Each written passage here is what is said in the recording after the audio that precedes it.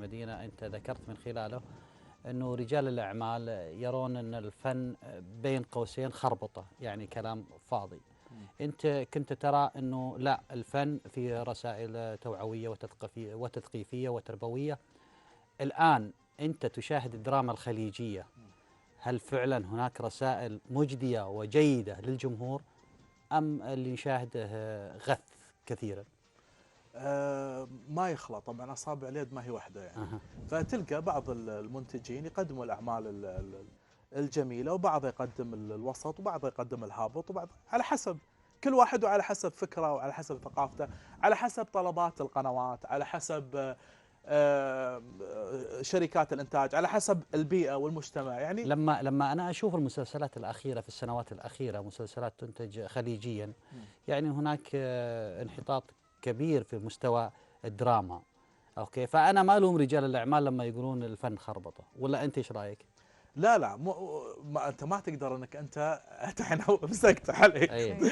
لا شوف، انت ما تقدر تقول ان الكل مثل ما قلت لك الكاس هذا في ماي، اوكي، الماي نظيف وكذا، حط فيه بعض الشغلات المش زينه، خلاص انتهى. فنفس الشيء الفن هو سلاح ذو حدين، في الحاجه الطيبه والخيره وطريق الخير، وفي طريق الشر، على حسب فكر المنتج، على حسب انت احمد راضي بما يقدم الان في الفن؟ ما في حد راضي، لابد بتلقى بعض الايجابيات وبعض السلبيات في كل شيء، بعض الايجابيات وبعض السلبيات، لكن هي تمشي مسيره. طبعا شوف، الواحد دائما عنده حنين للماضي، هذا شيء طبيعي، انت عندك حنين ماضي، ناهد عنده حنين الماضي، فممكن احنا نشاهد الاعمال اللي قبل نقول الله على ذيك الاعمال. يعني حتى انا مثلا لما ادش على اليوتيوب بعض الاحيان اشوف سوق المقاصيص، جرح الزمن مثلا مسلسلات قديمه، تلقى الله ذيك. الان الجيل اختلف مع السوشيال ميديا، مع تو حاطين انتم فقرات السوشيال ميديا، حتى الفكر اختلف في الكتابه، في النصوص، في الاخراج، في الانتاج. جميل. ممكن بعد تصريحك هذا احمد انت عجزت انك تلقى، يعني نقدر نقول احد يدعمك في انتاج المسلسل اللي طقها والحقها؟ اكيد طبعا. بعد أكيد. التصريح هذا حسيت انه العالم لا لا، هو طبعا في ناس وقفوا معي في هذا العمل، يعني الله يذكره بالخير، الاستاذ علي القطان، في كذا شخص يعني وقف معي بهذا العمل، لكن هم يعني انت تتعب في وجود الدعم كفنان، مو بس انا يعني، انا اتكلم حتى بصفه فنانين السعوديه بشكل عام، يعني احنا كفنانين الشرقيه، حتى فنانين الغربي. يعني انا انبسطت كثير في رمضان الماضي لما لقيت في احدى القنوات مسلسل حارة الشيخ لفنانين جدة والحجاز بشكل عام، المدينة وكذا، وشاركوا من جميع. فهذه حاجة جميلة ان انت تشوف مثلا كذا. يمكن فنانين المنطقة الوسطى هم لاقين فرص، لان اكثر شركات انتاج مثلا موجودة في الرياض.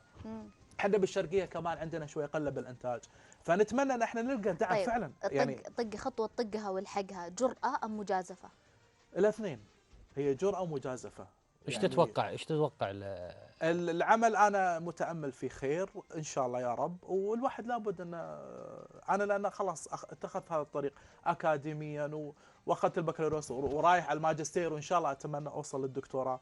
فاكيد انا لازم اجازف ولازم اغامر، ما يصير اوقف واقول انتظر، مشكله الانتظار. جميل. فلازم اتسلف من هنا واقرض من هنا واخذ من هنا وابيع سيارتي عادي عشان الواحد يوصل. يعني انت رجل مكافح ومشوارك جميل جدا، بدءا من صحفي فني الى ان اصبحت ممثل وفنان ومخرج واكاديمي. ايش الرساله اللي توجهها الان لمن يشاهدك من الشباب اللي ودي يدخل هالمجال؟ الصبر.